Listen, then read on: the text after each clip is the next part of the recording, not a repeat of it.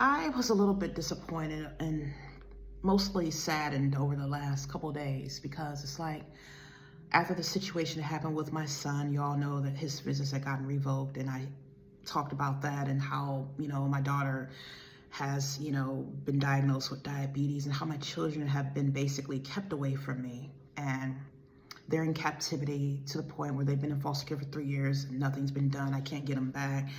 And I know that this was not of any fault of my own. And not only that, it's like dealing with the situation I'm dealing with now, sitting here in low income housing with no heat, with a ceiling falling in, and just having to be subjected to these type of situations when I know in my heart, I know the potential that I had. I know everything I tried to do. I was an ambitious, outgoing, motivated woman who went out of my way to do things in life. I was highly intelligent, and I've done things to try and achieve goals, and all those things have been shut down by the kingdom of darkness. And it's like over the years, the Lord has been showing me all these spiritual adversaries and enemies who would come into my life.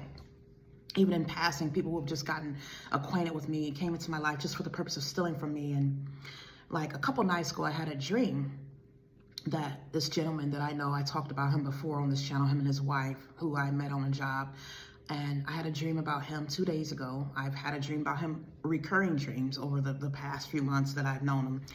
And I had another dream that he was gotten close to me and had taken an idea that God had given me and turned it into his own and stolen from me, that he was stealing. And the Lord had already been telling me that these people were stealing from me. And I spoke out recently on a video about how a lot of people have stolen from God's children, his anointed children, and how God's going to end up, judging them. A lot of people are going to be losing their lives because God has given them much mercy and they have not repented. And I was just very upset. It's like I looked at my life and I was talking to my mom about it, and she was, talking about how, I asked why wasn't my son protected? Why weren't my children protected from these things? Why were they subjected to abuse and all these other things? And I've watched videos before where people, ex-Satanists, had talked about how they would, try to attack certain Christians, and they would always see this light around them. They could not touch them. They were protected.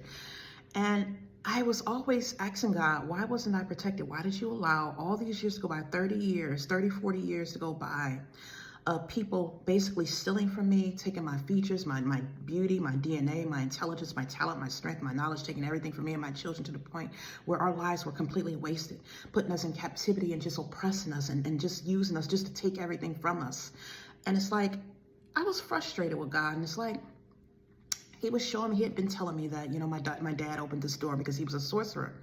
He was a sorcerer. He opened the door. And it's like, I wanted to talk about that because it's like, a lot of you don't really know how serious it is when you're a father. And I say father because fathers are supposed to be the head of the household. When you're married to someone and you have passed on your DNA to another human being that you have procreated, and you're now the head. The man is supposed to be the head of the household. The God is supposed to be the head of the man, and the man is supposed to be in submission to God, and the authority of the family is supposed to come down from the man. He is supposed to make the decisions. He is supposed to protect the family. He is supposed to provide for the family. And when the father is out of order, then it opens the door to all types of chaos to happen to the entire family. And now it trickles down to the wife and the children. They're not protected.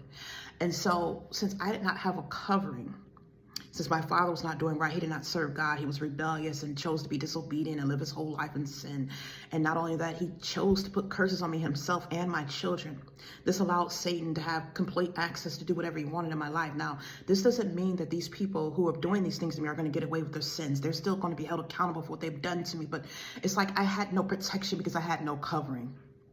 And this goes the same for single mothers. I wanted to let you know how important it is to have a covering, because when you're unmarried and you have children, basically when you're not married, you don't have a covering. You could pray to God, and a lot of times if God will have mercy on you, he will protect your family and your children. But like I said, if your father has opened that door and has been doing certain sins and has been living in rebellion and did not submit himself to God, and then that door is opened. Not only that, we also contribute to our own things happening, our own sins. When I was looking at my son and I'm like, why were my children allowed to be abused? Why was all this allowed to happen to them? And I was praying and trying to live right, even though my father did not come to God. And I tried. I accepted him as a young girl. I accepted Jesus Christ in my heart at 6 years old.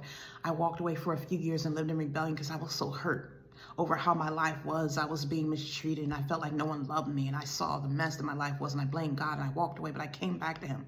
I came back to him in my 20s when my children were still very, very small, and I dedicated my life to him. I lived for him. I kept men out of my life. I lived a life of celibacy because I didn't want the wrong influence around my children, but it was already too late because I had made the mistake of picking the wrong father for them.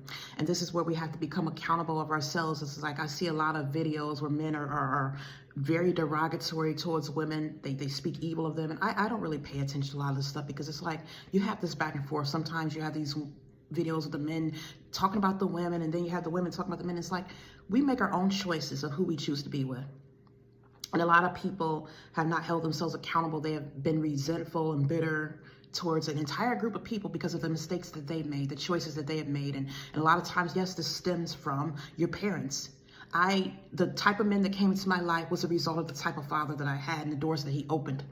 And so this is why I stress that it's very crucial that people, you know, especially if you're going to be a father and you're married and you have children, you should give your life to God early and start submitting into him and being obedient. Because a lot of times, a lot of sins, when our parents commit sins, a lot of us are suffering to this day because of things that our parents have done. Mostly our fathers, because the father is the head of the household. The father is supposed to be the head, and the women are supposed to be in submission, and the children are submission to their parents. And when there's the right divine order, that's when, you know, God can actually bless the entire family. The blessings will come down when they're walking in obedience, and the husband will serve as the covering. The husband and the father will serve as the covering over the wife and the children. But when when the husband doesn't take his part, he doesn't submit to God, and he's not following God, he's living in sin, or when he's taken a lackadaisical approach and he's become apathetic to the point where he sits back and he does not do what he's supposed to do, and he allows the woman to take control and become what we have called an Ahab spirit. Because remember how Ahab was the king, and he allowed his wife Jezebel to take over and exhort authority and take over his authority and position and do what she wanted to do. She basically controlled the household. And so when you have an Ahab controlling the entire household, this is what happens. And so I was just so hurt because it's like I spent my life, even though I had made past mistakes, I tried to rectify those mistakes. I tried to do what was right early and live right for my kids to have a good life. And now it's like my children have been subjected to an entire life of suffering and pain. And we have lost out on everything because of the fact that my father opened this door, because of the fact that, yes, I made the mistake and chose the wrong man to have children with. And as a result, we have suffered. So those of you who are listening, you know, if it's not too late for some of you, you know, I would take heed to this message, because I feel like, yeah, it's too late. I've lost almost the majority of my life.